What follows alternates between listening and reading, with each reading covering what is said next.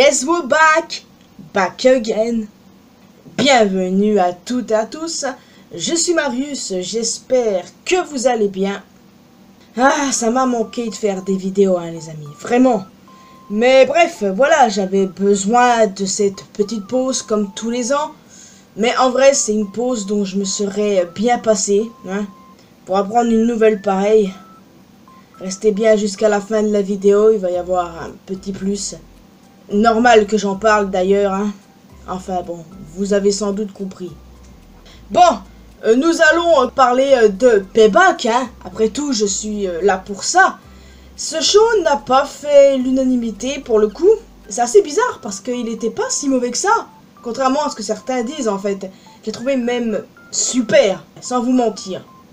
Donc pour le coup, nous allons commencer par le premier match qui était vraiment une très bonne surprise. J'avoue que je m'attendais pas du tout à ça. Il s'agit du Steel Cage match entre Becky Lynch et Trish Stratus. J'avoue que c'était inattendu dans le sens qu'elles se sont données vraiment à fond. C'était encore mieux que ce qu'on pensait.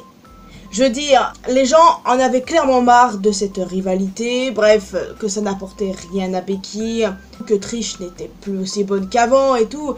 Enfin bon, voilà, globalement j'étais d'accord avec eux là-dessus parce que bon, la rivalité durait depuis un moment et puis moi je m'étais lassé, vous voyez. Sauf qu'en fait, c'était une excellente surprise. Le match était divin, il était très très bon. Je m'attendais pas à ça, vraiment pas. Donc, victoire de Becky Lynch, tout naturellement. Franchement, ce match, ouais, je lui mets un 10 sur 10 du début jusqu'à la fin, quoi. Et Trish qui prend les bumps et tout, ça c'était fort, ça vraiment. Et aussi, ce qui était fort, c'est l'après-combat. Quand Becky est partie, on a eu une confrontation entre Trish et Zoey Stark. Pour le coup, bah, je m'attendais au bout d'un moment que ça pète entre elles. Donc, Zoey s'est retournée contre Trish. Et maintenant, j'ai hâte de voir la suite. Est-ce que c'est la dernière fois qu'on a vu Trish?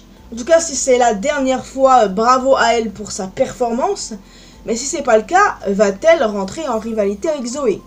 J'ai du mal à imaginer Zoey face. Elle a été, oui, je sais, à NXT, mais franchement, le rôle de heel lui va beaucoup mieux et j'espère qu'elle va rester comme telle. Et si Trish reste, et ben bon, qu'elle soit face, hein, de nouveau. Mais bon, je pense qu'il y a des chances que ce soit la dernière fois qu'on voit Trish. Mais je me trompe peut-être. Concernant Becky Lynch, son segment plus tard dans la soirée avec la championne de NXT, Tiffany Stratton, me fait dire qu'elles vont clairement rentrer en rivalité. Et je rêve de voir ce match. Parmi les 4 Horsewomen, Becky c'est la seule à ne pas avoir touché le titre NXT, voyez-vous. Et je suis pas contre l'idée de la voir championne NXT. Certains diront ouais mais ça va la décrédibiliser et tout, mais non en fait, pas du tout. Moi je suis totalement pour une rivalité entre Becky et Tiffany. Tiffany est vraiment extra pour ceux qui ne regardent pas NXT. Franchement je vous conseille d'aller voir ces matchs, elle est superbe. En tout cas elle a un match demain à NXT contre Kiana James. Et j'imagine bien Becky être là. Ensuite, le match suivant. Ah bah tout d'abord, nous avons le grand John Cena, l'host de la soirée, qui est arrivé sur le ring et qui en plus est l'arbitre spécial pour le match entre le Miz et LA Knight. Yeah! Et du coup, c'est un des matchs que j'attendais le plus, ce match-là, vous voyez? Avec John Cena en tant qu'arbitre, c'est vrai que c'est un petit peu, entre guillemets, compliqué la tâche. Et je m'attendais à un moment donné que le Miz fasse un coup de pute, hein, digne de lui. Mais bon, c'est pas ce qui s'est passé parce que pour le coup, c'est LA Knight qui l'a remporté. Et je suis ravi, évidemment, je suis une grande fan de LA Knight, comme beaucoup d'entre vous, j'imagine. Alors, voilà, cette victoire me ravit vraiment.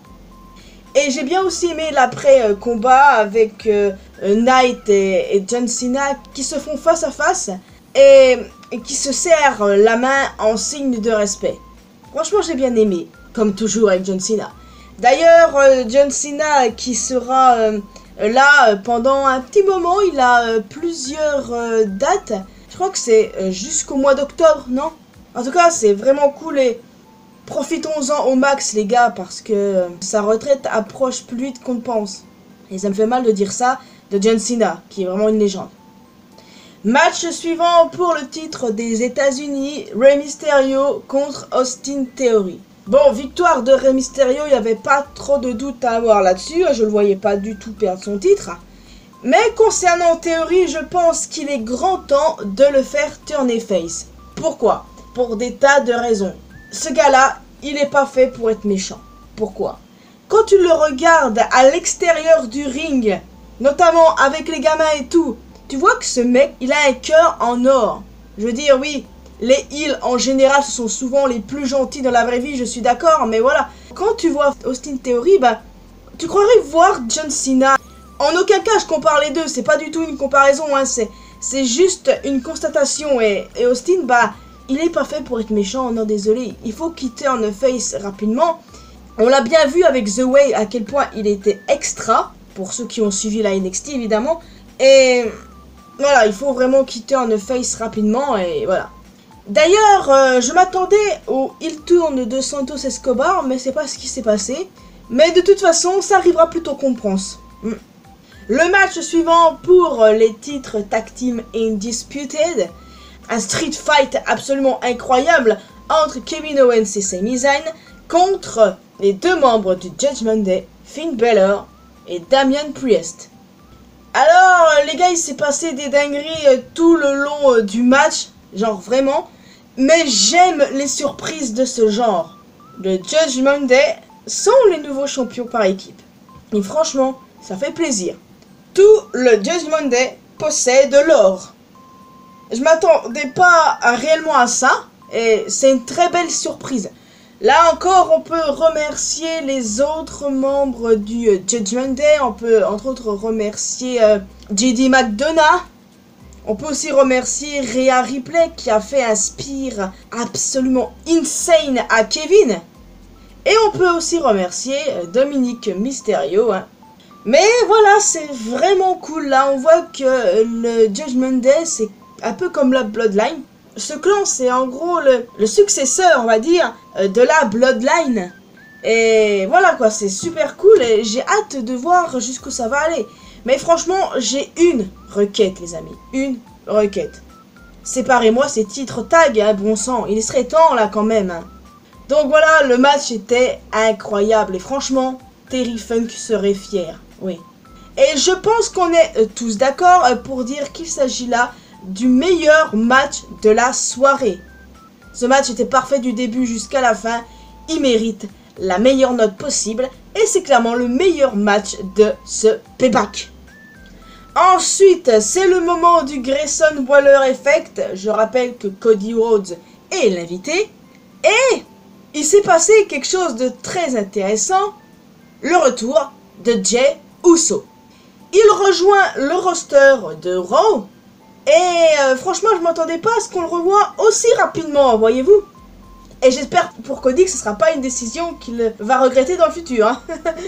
Non, mais quoi qu'il en soit, ça c'est une bonne idée, séparer les deux frères. En soi, c'est vrai que j'étais totalement contre l'idée de séparer les Usos, mais d'un sens, c'est pas plus mal qu'ils fassent leurs choses chacun de leur côté. Et c'est smart de les avoir mis dans des rosters différents. Comme ça, ils pourront faire leur truc en attendant de se retrouver face à face. Le bon moment serait le Royal Rumble. Et après, qu'on ait enfin le match tant attendu entre les deux frangins à WrestleMania. C'est très smart ce qu'ils font, c'est très smart. Et j'ai hâte de voir jusqu'où ça va aller. En tout cas, le nouveau theme song de Jey est pas mal. Après tout, c'est son ancien theme song avec son frangin, mais à sa sauce, voyez-vous. Alors que celui de Jimmy ressemble un peu plus à celui de Roman. D'ailleurs, j'espère vraiment qu'il va pas rejoindre la Bloodline celui-là, parce que ça n'aurait absolument aucun sens. Et tout commence à tourner en rond là. Mais bon, j'ai envie de leur faire confiance sur ce coup-là, ils vont gérer. En tout cas, voilà, Waller, il a passé un sale moment avec Jey, c'était drôle. Bon, match suivant et avant-dernier match de la soirée. Pour le Women's World Championship, Rhea Ripley versus Raquel Rodriguez. Bon, évidemment, Dom Dom est intervenu comme d'habitude, et victoire de Rhea. Bon, je pense qu'il n'y avait pas trop de doute à avoir là-dessus, mais au moins ça ne décrédibilise pas Raquel. Et je pense qu'il y a moyen que leur rivalité continue. Et j'espère un meilleur match là pour le coup. Je vais pas dire que ce match était mauvais. Non, il l'était pas. Mais il est clair que je m'attendais à mieux. Vous voyez, par exemple, pour le Becky Trish, je m'attendais à rien. Résultat, il était extra. Et je m'attendais à des choses incroyables pour le Raquel Rhea. Résultat, c'est passable. C'est tout. Donc, voilà.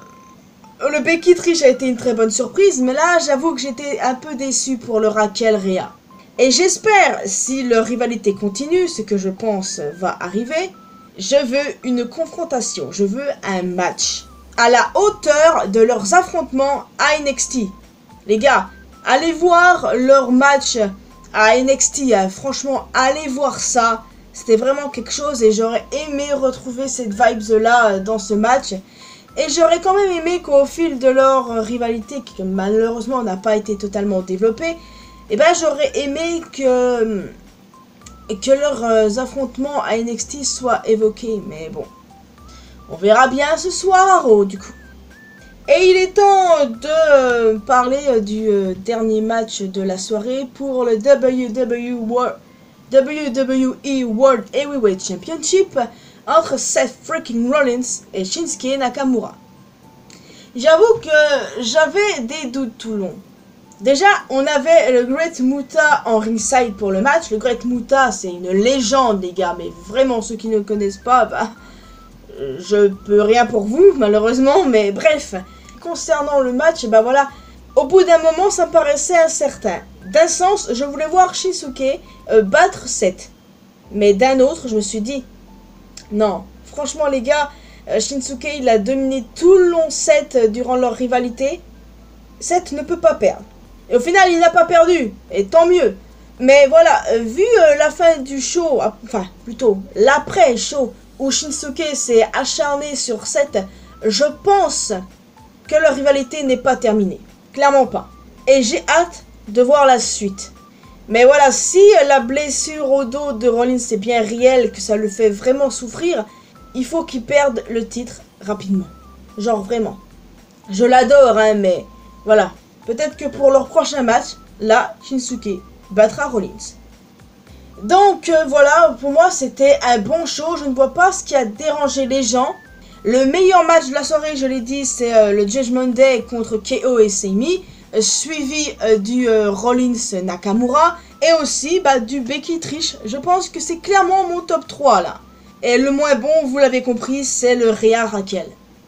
Alors n'hésitez pas à me dire quel a été votre match préféré et ce que vous voyez pour la suite, évidemment. Maintenant, avant de se quitter ici, je tiens à vous parler de quelque chose qui m'a brisé le cœur. Bray Wyatt. Qui s'attendait à ce que Bray Wyatt décède subitement? Personne. Personne, non. Quand j'ai appris cette nouvelle, je n'y croyais pas. Après, j'ai vu le tweet de Triple H. Et là, j'ai éclaté en sanglots. Le truc, c'est que c'est arrivé tellement subitement, c'était tellement inattendu. Clairement, on m'aurait dit ça en début d'année, quoi. Bah, j'aurais pas cru, j'aurais rionné, quoi. Mais non, c'est arrivé. Et je n'arrive pas à réaliser encore maintenant.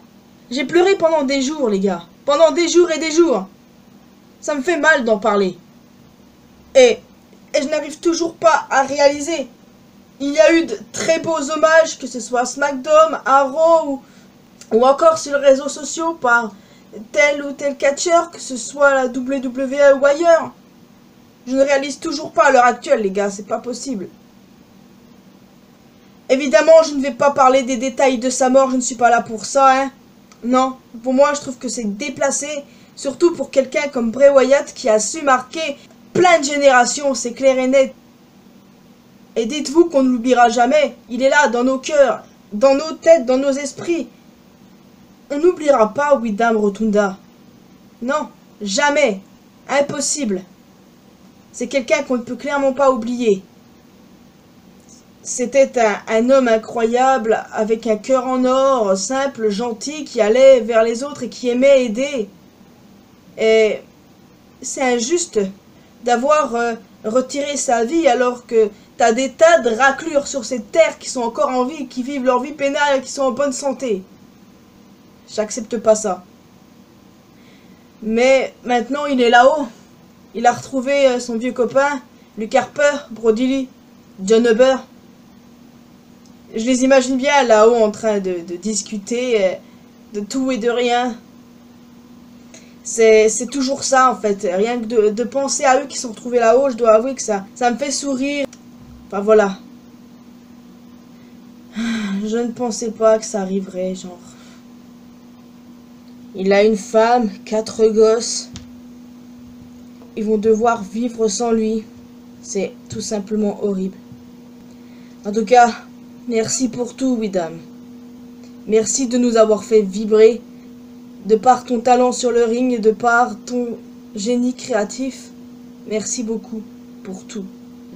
Tu n'es plus là physiquement, mais ton âme, elle est toujours là. Ton âme sera éternelle. Donc voilà, bah, il est temps pour moi de vous laisser ici sur ces tristes paroles. Hein. N'hésitez pas à laisser un commentaire donnant votre avis sur Payback. Naturellement, vous pouvez laisser un petit pouce bleu, ça fait toujours plaisir. Me retrouver sur mes réseaux sociaux, les liens sont dans la description. Et le plus important, abonnez-vous à cette chaîne ainsi qu'à ma chaîne principale pour qu'on puisse se retrouver dans une prochaine vidéo. Profitez bien de la vie les amis. On ne sait pas quand la mort peut frapper.